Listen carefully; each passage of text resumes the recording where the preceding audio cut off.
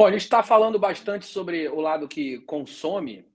Agora eu quero ouvir um pouco da opinião do Ronaldo sobre o lado que produz o conteúdo. Uhum, Parte das explicações pelas quais um determinado perfil faz sucesso, parte passa pelas respostas biológicas que a gente tem, ainda que de uma maneira mais comedida, as redes sociais atuais usam as nossas reações também para perceber os algoritmos que vão ter maior probabilidade de fazer sucesso para cada um de nós. E, de uma maneira geral, o que a gente tem percebido é muito pouco confrontamento de ideias. Os algoritmos, para nos manterem ali dentro daquela rede social, engrossam a bolha. E essa bolha é fundamental para tudo aquilo que a gente recebe.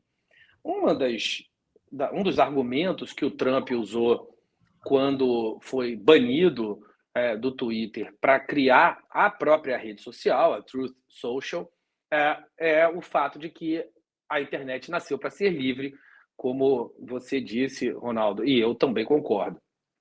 A questão é, se a gente tem um lado que controla a distribuição e um outro lado que pode produzir em uma determinada rede social supostamente qualquer coisa, né, o que vai determinar o que é opinião, o que é visão, o que é mentira, o que é fato? Quem vai ter essa responsabilidade, Ronaldo, do lado de quem produz? Pode falar qualquer coisa na rede social? Qual a tua visão sobre essa proposta de valor que o Trump entrega com a Truth Social?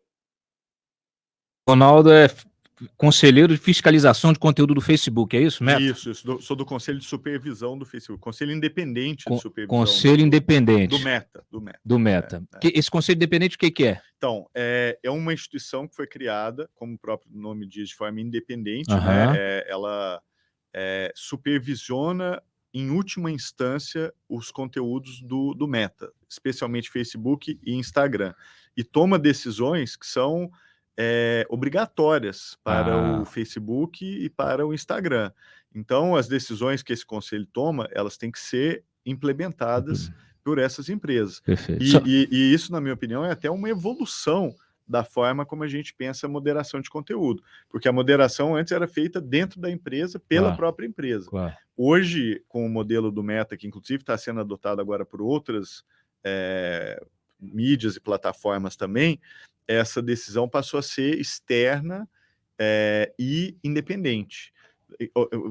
Isso não quer dizer que o Conselho supervisiona todos os conteúdos. Claro. Por ano, a gente seleciona cerca de 40, 50 casos emblemáticos de grande impacto social, e a partir daqueles casos a gente tem uma interferência profunda na forma como a plataforma funciona. Por isso que tem muita gente que apelida esse conselho de a Suprema Corte, né, do Facebook, porque é a última instância mesmo que toma decisões importantes. Isso foi... Eu não quero que você deixe de responder ao Miceli, muito pelo contrário, minha ideia é que era só sublinhar, até para qualificar ainda mais a sua resposta. Esse conselho ele foi criado de que maneira? Foi uma imposição judicial? Foi uma decisão da própria Meta? O que aconteceu? Foi uma iniciativa da própria Meta, logo depois das revelações do Cambridge Analytica e tal. Então, foi uma forma da empresa cumprir com a sua responsabilidade social e melhorar a governança da moderação de conteúdo. Perfeito. Então, foi aí que criou o conselho.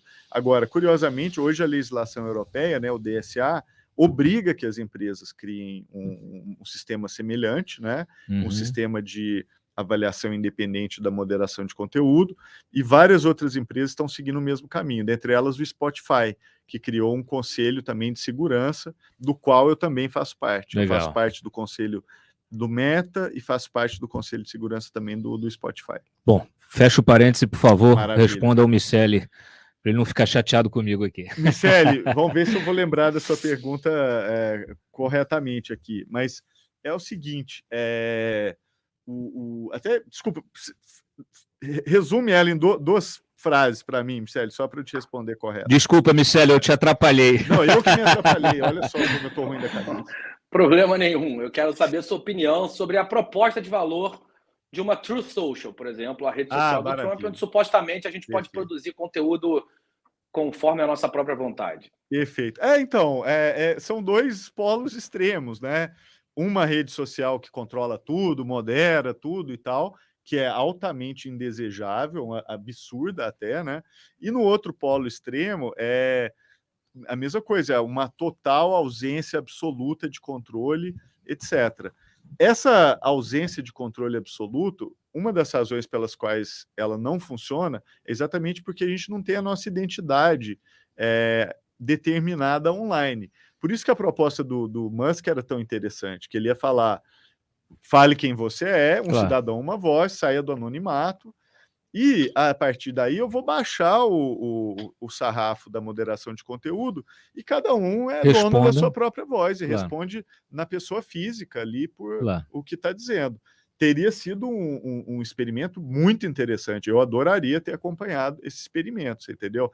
Agora, esse é o problema. É o princípio do filme do Homem-Aranha. Com grande poder vem também grande responsabilidade. Se você parte para um vale tudo, né, com essa proposta de que mesmo pessoas e redes anônimas podem fazer o que elas quiserem e etc., infelizmente, né, a gente tem um espaço ali para o crescimento de, por exemplo, estados nacionais autoritários, que têm a possibilidade de mobilizar recursos vultuosos, né, para fazer uma comunicação maliciosa. Então, você entra ali num problema que é muito complexo. Por isso que eu gosto muito do estoicismo e da ideia de que a virtude ela está sempre no meio, né?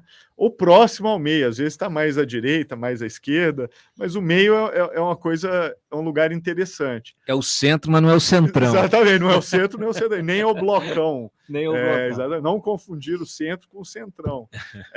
Mas o ponto é que é isso, você entendeu? São duas propostas extremas, cada uma com uma sorte de problemas completamente distintos.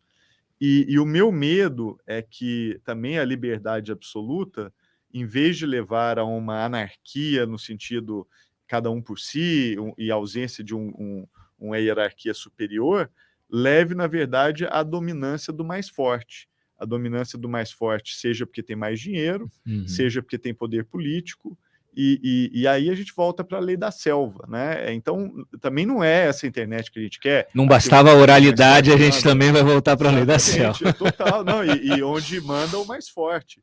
E não é isso, né? A gente tem que ter, eu acho que, um equilíbrio, né, entre o lugar onde a gente quer estar. Por isso que eu acho que o centro é um lugar interessante. É o vilarejo global, o vilarejo da Idade Média, né? A gente está virando o vilarejo da Idade Média. E a maioria das pessoas, absoluta, não detém nem dinheiro, nem poder político. Então, elas vão ficar numa posição de subjugação completa. Quem vai olhar por elas, entendeu? Agora, do outro lado também, você não precisa de um paternalismo em que você substitui tudo por um controle que seria supostamente esclarecido e decidiria o que é melhor para você.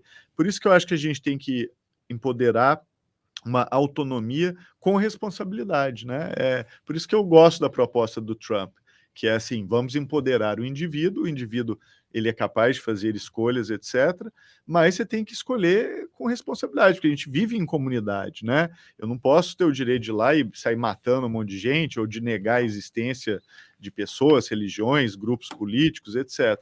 Então, eu acho que esse experimento, espero que ele um dia aconteça. O Musk queria fazer, quem sabe alguém não aparece aí e consegue fazer ele em outro lugar, né? Vamos tentar. Quem sabe o antagonista não faz esse experimento pela gente.